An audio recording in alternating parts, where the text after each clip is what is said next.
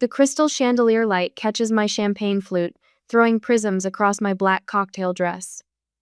I shift my weight, patent leather heels sinking into the plush carpet of the grand ballroom at the Kansas City Plaza Hotel.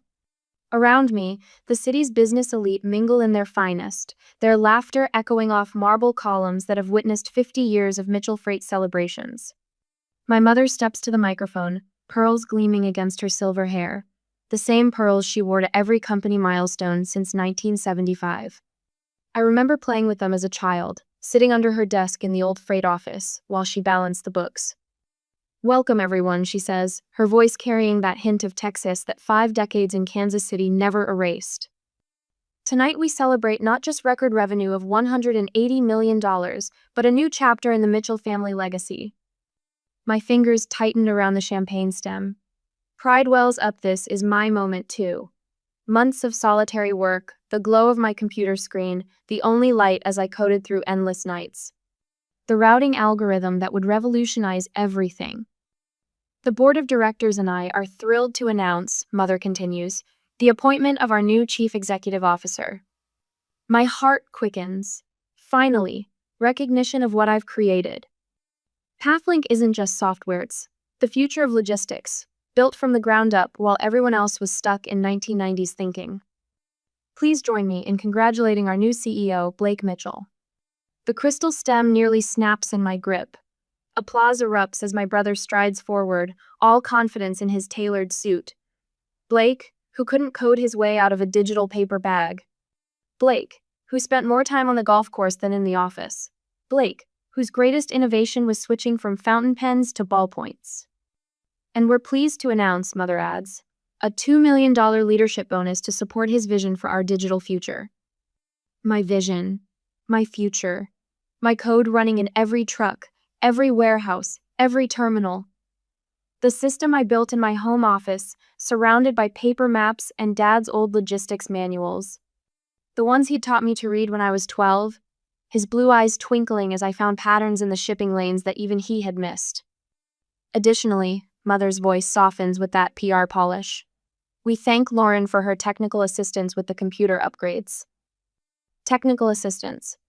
Like I'd helped install a printer driver. Blake takes the microphone, manufacturing that humble smile he practices in mirrors. I stand on the shoulders of giants, he says, nodding toward Mother. The Mitchell name has meant excellence in shipping for 70 years. Today, we honor that legacy by embracing innovation. Innovation, he stole with a smile and a brotherly pat on the back. Great work on the programming stuff, sis. Leave the business end to mates what Dad would have wanted. Dad would have seen right through him. Would have recognized the months I spent testing every variable, optimizing every route. Would have understood that his little girl, who once memorized trucking regulations for fun, had grown into someone who could transform his life's work into something extraordinary. Cameras flash. Reporters scribble notes about the Golden Boy's rise. My colleagues avoid eye contact, suddenly fascinated by their drinks or phones. They know. Everyone in this room knows exactly whose shoulders Blake is standing on. I maintain the Mitchell mask, spine straight, smile fixed, eyes bright. Mother taught us well. Never let them see you sweat. Never let them see you break. But my mind races ahead, ticking through variables like the algorithms I've spent my life perfecting. The contract in my glove compartment, the one I never signed over to the company. The documentation backed up in 3 different locations. The copyright I registered before sharing a single line of code. They think they know the game they're playing. Think they understand the pieces on the board. I slip away from the celebration, heels clicking against marble as I walk to my car. The night air carries the scent of autumn leaves and wood smoke. Behind me, the Plaza Hotel glows like a fairy tale castle, windows bright with celebration. My phone weighs heavy in my clutch. One call will change everything. I slide into the driver's seat, pull up a number I memorized weeks ago, just in case. Just when I first started noticing how Blake lingered after my presentations, how Mother's smile tightened when investors praised my work. Julia Monroe's office, a crisp voice answers. This is Lauren Mitchell. My voice comes out steady, surprising me. I need to speak with Julia about a copyright issue. Through the windshield, I watch Blake holding court near the window, champagne catching light like liquid gold. Mother beaming beside him, hand resting on his arm just as it always has. "I'll connect you now," the receptionist says. I start the engine, leave the family celebration in my rearview mirror. They wanted to play games with Legacy? Fine. Game on. The next day, the leather visitor's chair in Julia Monroe's office squeaks beneath me as I spread the documentation across her mahogany desk. Timestamps, development logs, copyright registrations. The paper trail of my life for the past 18 months. Julia lifts a page, her tortoiseshell reading glasses catching the morning light. "You registered the copyright before sharing a single line of code with Mitchell Freight?" I learned from watching Blake take credit for my college internship project. My fingers traced the edge of the registration paperwork, though I never thought he'd actually. "Your brother knew." Julia's voice cuts through my unfinished sentence. She slides a printed email across the desk. "Look at the date." The Mitchell Freight letterhead swims before my eyes. 3 months ago. Blake to the board of directors, marked confidential. Lauren's technical assistance gives us plausible deniability while maintaining full control of strategic direction. She's just the tech girl, she won't challenge us. The words blur. Just the tech girl. My throat tightens as I remember every patronizing pat on the back, every "leave the business to me, sis" moment since I returned home. The entire system depends on my code. The words come out raw. Every truck route, every warehouse optimization, every delivery schedule. Pathlink isn't just software, it's the backbone of their record profits. Julia removes her glasses, fixing me with a steady gaze. "You could shut them down tomorrow." I know. The weight of it settles in my chest. 300 drivers, 800 warehouse workers, all those families. Your family didn't consider that when they stole your work. Julia taps the board minutes she's arranged in precise chronological order. Look at these discussions. Minimize L. Mitchell's contribution to protect core business interests. They planned this, Lauren. My father's voice echoes in my memory. Business is business, Lore, but family, that's forever. I just wanted them to see me as valuable too.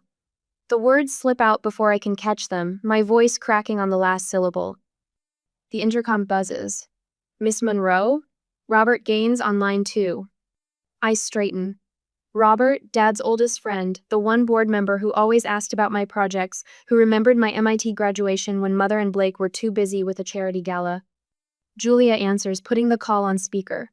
Robert's familiar gravelly voice fills the room. "Lauren, don't let them push you into a corner on this. I've watched you grow from the little girl who rewrote the loading dock schedules to save 10 minutes per truck. What you've built with Pathlink, it's revolutionary." My chest loosens a fraction. You've seen the numbers? 30% efficiency increase across the fleet. Blake can glad hand investors all he wants, but we both know whose vision made that happen. A pause. Thomas would have made you CEO the day you showed him that first successful test run. The familiar ache when anyone mentions Dad rises, then settles. Thank you, Robert. After the call ends, my phone lights up with a message from Dr. Harrison, my advanced algorithms professor from Carnegie Mellon. Your Pathlink architecture is being discussed in graduate seminars. Don't let anyone diminish what you've created. Then another ping, a lunch invitation from Mark, Sarah, and Wei from the engineering team. We know the truth. Let us help. Julia watches me read the messages, her expression softening. I've handled worse family betrayals in my career, but few clients have had your level of leverage. I pull my laptop from my briefcase, fingers flying across the keyboard as I access Pathlink's root architecture. I'm adding a time-limited authentication protocol. After 72 hours, the system will require my password to continue operating. Your mother will see this as a declaration of war.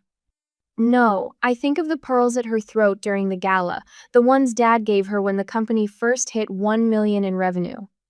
The ones she wore while telling the world Blake deserved the credit for my creation. This is just business. Later that night, I work in my apartment, surrounded by delivery route projections and system dependency maps. The presentation takes shape.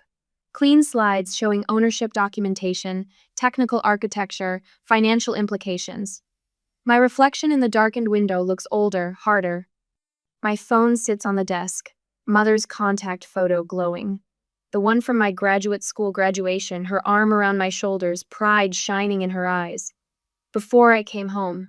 Before Blake. Family legacy or personal dignity?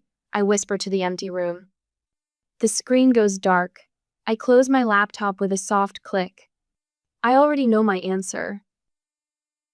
I push through the mahogany double doors of the Mitchell Freight boardroom at exactly 10:17 a.m. 12 heads snap up from their leather portfolios, faces frozen in various states of shock. The Thursday morning board meeting sacred time slot since 1975 grinds to a halt. Blake recovers first, manufacturing the same condescending smile he used when I lost the 8th grade science fair. Lauren, we're in the middle of something. My assistant can schedule. I believe you're discussing my intellectual property without me. My voice carries to every corner of the room, steady despite my thundering pulse. My heels click against hardwood as I approach the head of the table, the place where Dad used to sit. Mother's pearls catch the morning light as she straightens. Lauren Elizabeth, this is highly inappropriate. I set my laptop on the polished surface. What's inappropriate is stealing someone's life's work. My fingers brush the power button, muscle memory from 1,000 nights of coding. The projector hums to life, throwing my documentation onto the screen behind Blake's head. Copyright registration, timestamp 3:42 a.m., the 12th of September. I advance the slides. Development logs dating back 18 months. Original architecture diagrams. User interface mockups. Another click. And my personal favorite, the authentication protocol that requires my personal key every 72 hours. The color drains from Blake's face as the implications hit. Robert Gaines, Dad's oldest friend on the board, leans forward in his seat. His wire-rimmed glasses catch the light as he studies the technical specifications. You can't be serious. Blake's voice cracks. The entire system? Every line of code, every algorithm, every optimization routine that's saving this company $500,000 a month. I rest my palms on the table, letting my weight ground me. Did you really think I'd hand over everything without protection? The boardroom doors swing open again. Julia Monroe strides in, her charcoal suit a power move in itself.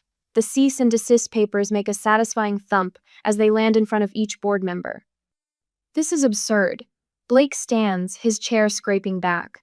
You'd destroy your grandfather's legacy over ego, the company he built from nothing? Grandfather built a trucking company. I built a technology company. There's a difference. The words taste like victory on my tongue. And let's be clear, I'm not the one who tried to steal from family. Your father would be ashamed. Mother's voice carries that soft Texas steel, the tone that used to send me to my room in tears. He believed in family unity above all. Dad taught me to value myself. I meet her gaze directly, something you forgot somewhere between grooming Blake for a throne he didn't earn and reducing me to technical assistance. Robert clears his throat, commanding attention like he has since I was small. The copyright documentation appears comprehensive.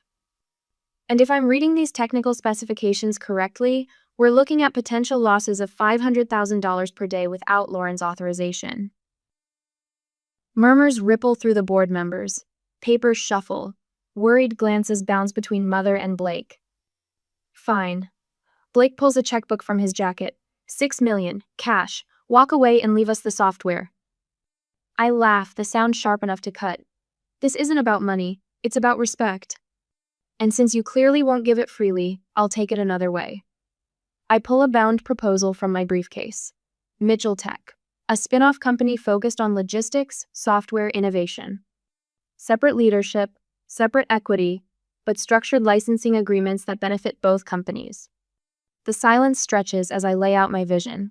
Expansion beyond our current markets, integration with autonomous vehicles, machine learning applications that could revolutionize the entire industry. By the time I finish, even Mother's perfect posture has slipped. The non-negotiable condition? I straighten to my full height. I'm CEO, full strategic autonomy. The board can advise, but final decisions are mine. You can't, Blake starts. Actually, she can. Julia's voice carries the weight of 20 years in corporate law. And given the copyright situation, it's either this or lengthy litigation that would paralyze both companies. Robert stands, his presence commanding respect earned over 4 decades in the industry. I move to vote on Lauren's proposal immediately. Blake's hand closes around my arm as the board members begin their discussion. His whisper carries decades of brotherly intimidation. This isn't over, little sister. I remove his fingers one by one, my grip firm enough to make him wince. You're right about that. I step back, smoothing my jacket. It's just beginning. The raised hands that follow feel like justice incarnate. 8-4 in favor, with Mother abstaining. Her face remains unreadable as Blake storms out, but I catch something else in her eyes. Something that looks almost like pride. I gather my laptop, Julia falling into step beside me as we head for the door. The morning sun streams through floor-to-ceiling windows, catching the brass nameplate on Dad's old office. Soon it will read, Lauren Mitchell, CEO. Not because someone handed it to me, but because I built something valuable enough to claim it for myself. The elevator doors close on the boardroom behind us. Julia squeezes my shoulder. You did good. No. I watch the floor numbers tick down, remembering all the nights I spent building Pathlink, all the times I swallowed my pride as Blake took credit. I did exactly what I was supposed to do. They just never saw it coming. The next day, my keycard doesn't work. The familiar green light stays stubbornly red as I stand outside Mitchell Freight's glass doors at 6 p.m., coffee growing cold in my travel mug. Through the lobby windows, Frank the security guard avoids my eyes, suddenly fascinated by his crossword puzzle. Perfect. They worked fast. I pull out my phone, snap a photo of the unchanged nameplate beside my office door. Lauren Mitchell, Director of Technical Operations. The timestamp might matter later. My phone buzzes. A text from Aunt Margaret. Emergency family meeting tonight at Mother's. Blake says it's critical everyone attends. Where are you? I type back. Apparently not invited. 3 dots appear, then disappear. Appear again, finally. Oh, honey. The coffee tastes bitter as I walk back to my car. Behind me, the Mitchell Freight logo catches the rising sun, the same swooping M that adorned my father's first delivery truck. The one he let me drive while sitting in his lap, my small hands on the wheel as we idled in the warehouse lot. My phone lights up again. Local Business Journal wants a comment on Blake's press statement about a family disagreement over technical implementation. My delete key gets a workout. Back home, I boot up my laptop. 3 resignation emails wait in my inbox: Sarah from engineering, Tom from systems architecture, David from implementation. Each one professionally worded, each one copying Julia, each one a quiet revolution. My phone rings. Julia Monroe's name lights up the screen. Temporary injunction filed, she says without preamble. They can't touch the source code until ownership is legally established. Blake's trying to spin it as a technical dispute. Of course he is. By the way, Transcontinental Shipping called. They're interested in licensing Pathlink for their fleet. The words hit like an electric shock. Transcontinental? They're not even. In the family? Exactly. Julia's smile carries through her voice. Turns out innovation speaks louder than blood. A knock at my door interrupts my response. Through the peephole, I spot Robert Gaines' silver hair. He's not alone. Call you back, I tell Julia. I open the door to find Robert flanked by 2 Mitchell Freight board members. Carol Weber clutches her designer handbag like a shield. William Foster's cane taps an anxious rhythm against my welcome mat. Lauren, Robert says, they'd like to hear your vision. The real one, not Blake's version. My living room becomes a makeshift boardroom. Carol and William settle onto my couch while I pull up Pathlink's projections on my laptop. Their questions are sharp, specific. Their eyes track every detail. 2 hours later, they leave with USB drives containing my complete business plan. Carol squeezes my hand at the door. Your father always said you saw patterns others missed. The rest of the week blurs. I sign a lease on a small office space 6 blocks from Mitchell Freight. The walls smell of fresh paint and possibility. Julia's team handles the incorporation paperwork for Mitchell Tech while I interview engineers and draft client proposals. My phone stays quiet on Thanksgiving. The invitation to Mother's traditional dinner never arrives. My chicken soup, for one, tastes like childhood banishment to the kiddie table.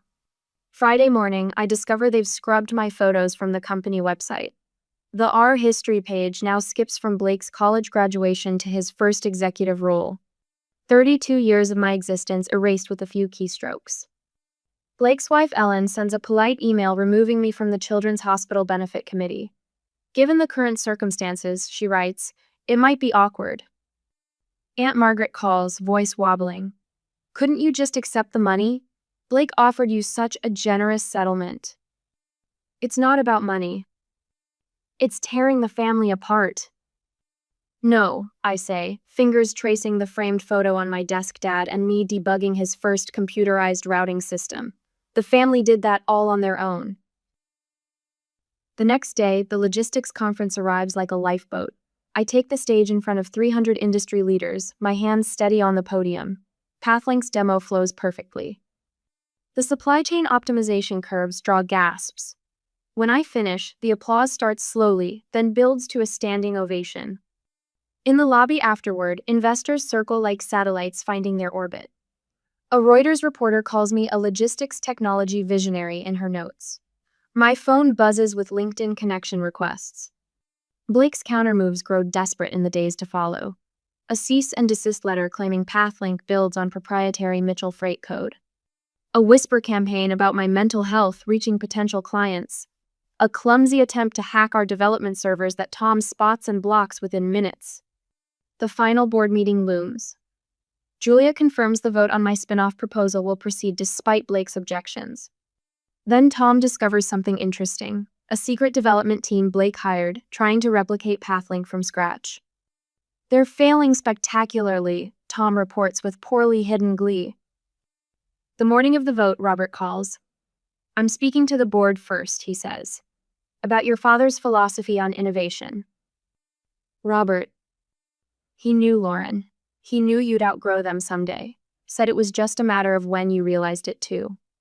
On the voting day, the vote splits evenly, 8-8, every face in the boardroom turning toward the head of the table, toward Mother. She sits perfectly straight, her pearls gleaming under the fluorescent lights. The same pearls she wore to every company milestone since 1975, the ones she once promised would be mine. Her hand rests on the voting card, perfectly manicured fingers tapping an uncertain rhythm. The future balances on the edge of her silence.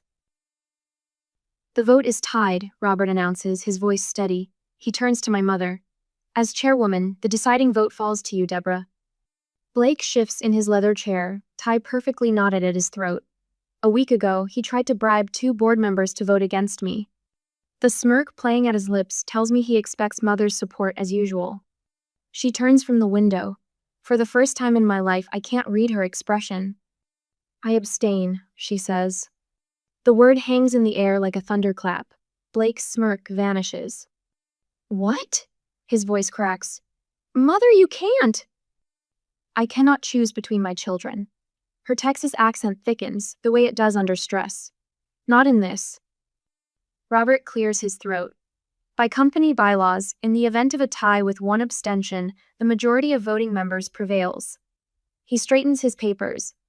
The motion passes. Mitchell Tech will be established as an independent entity. Blake's chair scrapes against hardwood as he stands. This is business suicide. His face flushes red above his collar. You're letting her destroy everything Dad built. No. The word comes out stronger than I expect.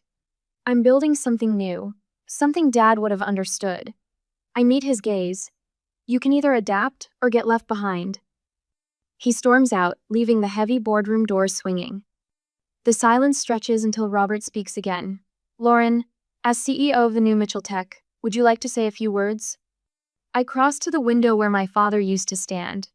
Below, morning traffic inches along the plaza streets. A Mitchell freight truck idles at the light, its fresh paint gleaming.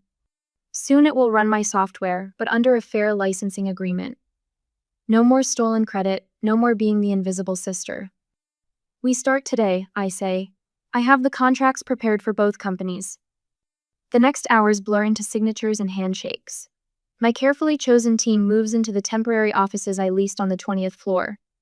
By sunset, Mitchell Tech has its first external client $30 million contract for Pathlink integration with United Shipping. My phone buzzes all day with industry congratulations. The logistics blogs are calling it a seismic shift in shipping technology. I shut it off during the evening meeting with my core development team. Only when I finally reach my apartment do I notice the empty chair at my kitchen table, the one where my mother used to sit for our monthly dinners. The invitation letter for my birthday next week sits unopened on the counter. I change into my old MIT sweatshirt and settle on the couch with Dad's worn logistics manual. The pages fall open to his handwritten notes in the margins. "Look for the patterns others miss," he wrote beside a routing diagram. "Trust your instincts." A knock at the door startles me.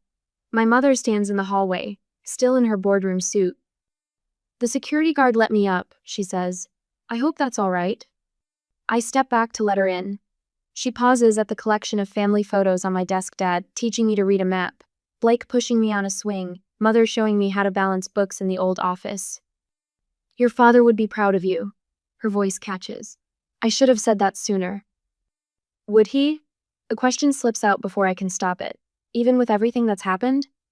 She touches the frame holding Dad's old business card. Thomas believed innovation was the heart of logistics.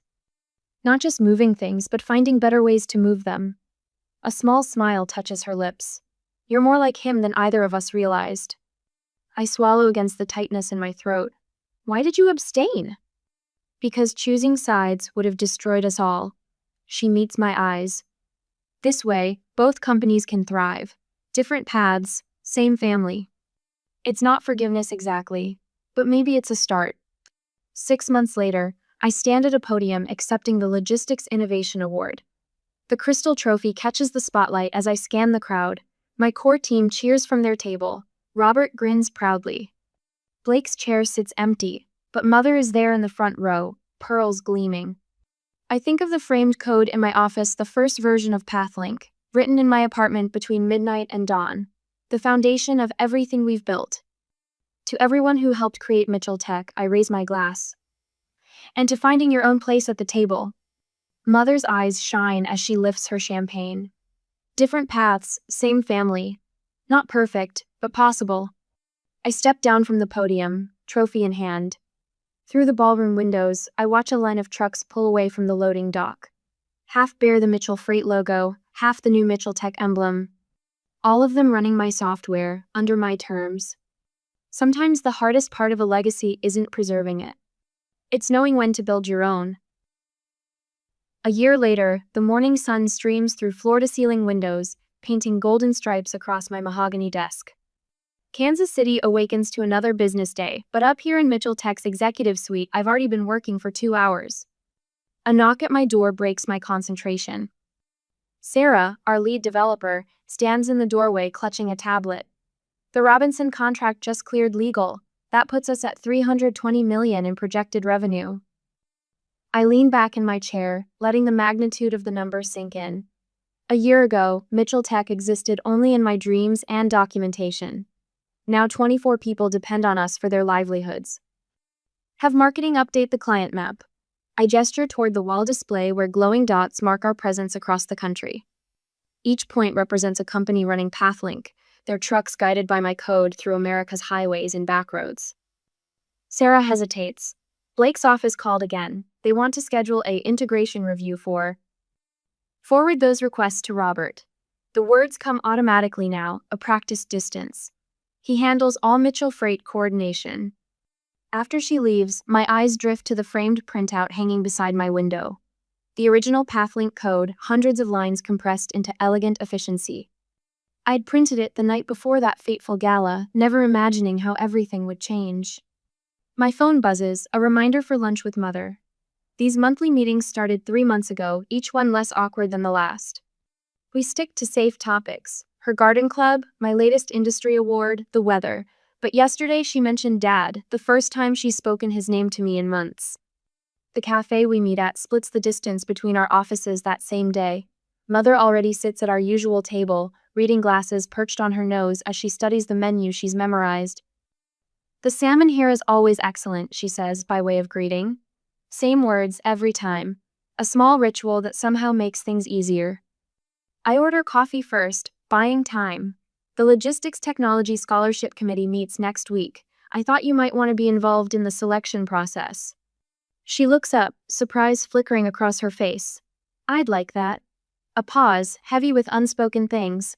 Your father believed education opened doors, especially for those who had to work harder to prove themselves. The words hang between us. In another life, they might have been a criticism. Now they feel like something else. Understanding, maybe. Back at the office, after lunch, I lead the afternoon executive meeting. 20 years of watching Mother run Mitchell Freight taught me more than I realized.